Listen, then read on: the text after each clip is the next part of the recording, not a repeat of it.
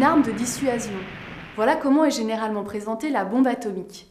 Mais quel serait l'impact humanitaire d'une telle arme si elle était de nouveau utilisée?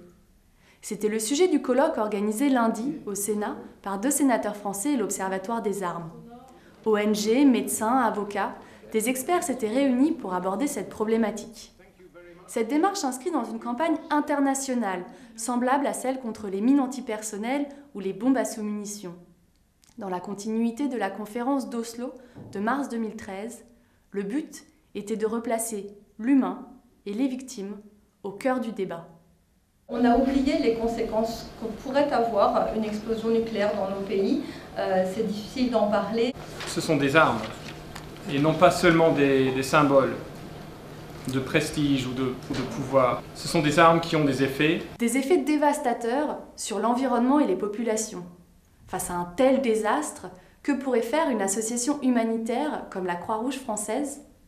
Pour la première fois, elle prenait la parole sur le sujet.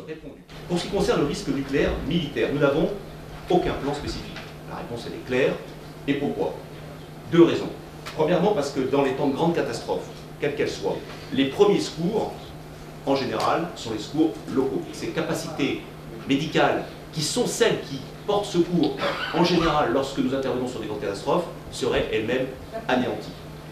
Deuxième raison, vous me direz, dans ces cas-là, on envoie des équipes extérieures. C'est ce qui se passe aussi. Or là aussi, dans le cas d'espèce, nous aurions des difficultés, cette hypothèse serait extrêmement limitée, car on sait que l'explosion d'une arme nucléaire ferait courir de graves risques à quiconque porterait au secours des survivants immédiatement après l'explosion. L'impact des bombes atomiques n'est pas qu'une fiction ou un problème du passé. Cancer, malformation.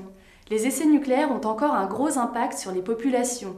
Par exemple, dans certaines régions d'Algérie, du Kazakhstan, de la Chine ou encore en Polynésie française. Il y a eu un traumatisme nécessaire dans le cadre d'un essai nucléaire.